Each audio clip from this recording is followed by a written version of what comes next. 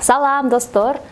АККЖ компаниясынын соц тармактарына, YouTube каналына келген комментарийлердин арасында эң көп кезиккен суроолордун бири бул менин миссиям эмне деген суроо. Адамдар бул маселенин үстүндө ушунчалык түйшөлүп аябай көп ойлошот. Менин бул жашоодогу ордум кандай, мен эмне үчүн келгем бул дүйнөгө деп. Бул суроолордун үстүнөн мен дагы бир 30 жаштан ашып калганда ойлонуп баштагам. 30 жашымда мен киммин? Мен ким болгум келет деген суроолор өзүмө берип баштаганда мен абдан таң калган элем.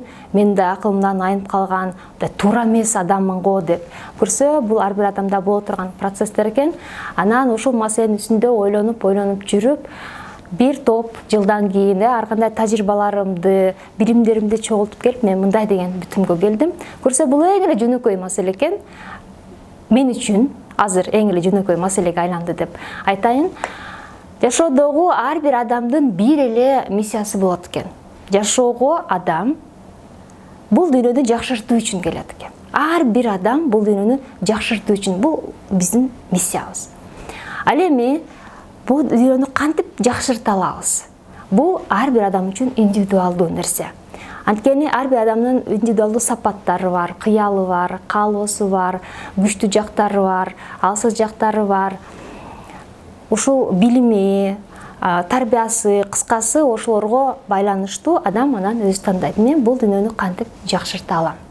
Бирок биз ошо негизги миссиябызды билгенде, фокусубуз ошондо болгондо бизде алда канча жеңил.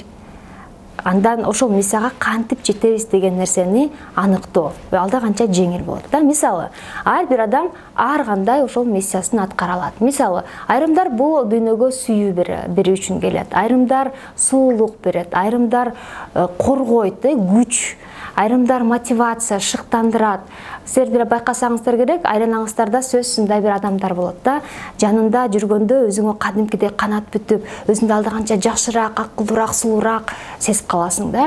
Бул адамдардын ошол жашоодогу миссиясы адамдарды шыктандыруу, жоксо мотивация берүү. Же болбосо миссияны аткарыш үчүн бизге кандайдыр бир улуу, элдин баарына атак, даңк берген, же болбосо бир байлык берген, бир кесипке дагы ээ болуу шарт эмес да. Мисалы, эгерде сиз бир жерге келсеңиз, адамдар менен сүйлөшүп, балким бул ишиңиз болушу мүмкүн, балким бул кандайдыр бир кече болушу мүмкүн, конок болушу мүмкүн, же жөн эле дүкөнгө кирип калсаңыз, сиз кеткенден кийин ал жер сизге чейинкиге караганда бир аз болсо да жакшырып калса, демек сиз миссияңызды аткарып жатасыз деген түшүндүрөт да. Мисалы, сиз кеткенден кийин бир адамдын маанайы көтөрүлүп калды.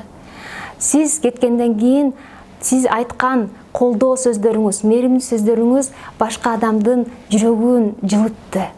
Башка адамга сүйүнүч, кубаныч тартууладыңыз. Сиз кеткенден ошол жер бир аз болсо да тазарып калса, же болбосо ошол жерде суулук пайда болсо, демек биз ар бирибиз ушундай жол менен өзүбүздүн миссиябызды аткарып жатабыз деп түшүнсөк болот. Качан биз миссиябызды аткарып жатабыз деген ишеним менен жашаганда биз алда канча бактылуу сезебиз өзүбүздү.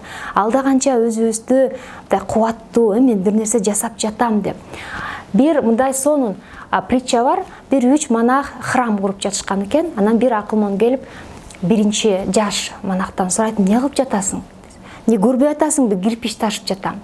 Экинчи адамга барып сурайт: "Бул жерде эмне кылып жатасың?" деп. "Мен бул жерде курулуш менен алектенип жатам." Үчүнчү монахтан барып: "Эмне кылып жатасың?" деп сураса: "Мен ааламда жок, бүткүл адамзаттын таң калтыра турган, бүткүл адамзатты келип ошо сыйна турган улуу храм куруп жатам" деген экен. Көрдүңүздөрбү? Бир эле ишке ар башкандай мамиле болушу мүмкүн да.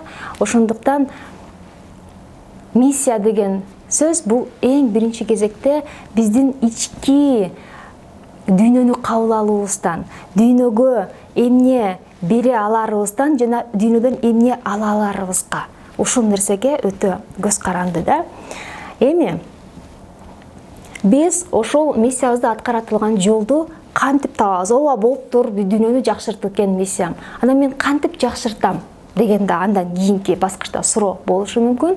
Бул дагы эң эле жөнөкөй. Эң биринчиси өзүңүзгө суроо бериңиз: мага эмне жагат? Мен эмне кылганды жакшы көрөм? Анткени өзүнө жакпаган иш менен алектенген адам эч качан айланасында кандайдыр бир позитивдүү атмосфера жарата албайт. Биринчи кезекте ал өзүнө зыян келтирип жатат. Демек өзүнө зыян келтирип жаткан адам башкаларга да пайда алып келе албайт. Ошондуктан мага эмне жагат? Мен эмнени жакшы көрөм? Ушул суроого өзүңүз так, чынчыл түрдө жооп бере алсаңыз, демек сиздин миссияңызга жете турган ишти таба алдыңыз деп биле бериңиз. Дагы жөнөкөй мага бир техника менен бөлүшүп кетейин. Мен убагында бул техника мага абдан жардам берген. Эң эле жөнөкөй техника. Өзүңүзгө жаккан ишти кантип табасыз? Жакшылап ойлонуп көрүңүз, элестетиңиз, фантазияңызга эркиндик бериңиз, дагы элестетиңиз. Сиздин материалдык жактан толук камсыз болгонсуз. Банк эсебиңизде кеминде $100,000 сакталып турат. Миллионду элчи эмне үчүн майдаланабыз? $1,000,000. Үй жайыңыз бар. Каалаган убакта каалаган жака саякаттай аласыз. Эмнени кааласаңыз сатып ала аласыз. Кыскасы бардык материалдык, финансылык маселеңиздин баары чечилген. Деп өзүңүздү ушул абалга киргенге аракет кылыңыз, өзүңүздү сезиңиз ошол абалда, анан өзүңүзгө мындай суроо бериңиз. Мен азыр бекер сизге акчанын кереги жок да, $1,000,000 турат. Бекер мен азыр кайсы ишти ушундай ырахаттана аткара алмакмын? Мага эч ким акча төлөгөн жери жок, акча үчүн жасаган жокмун.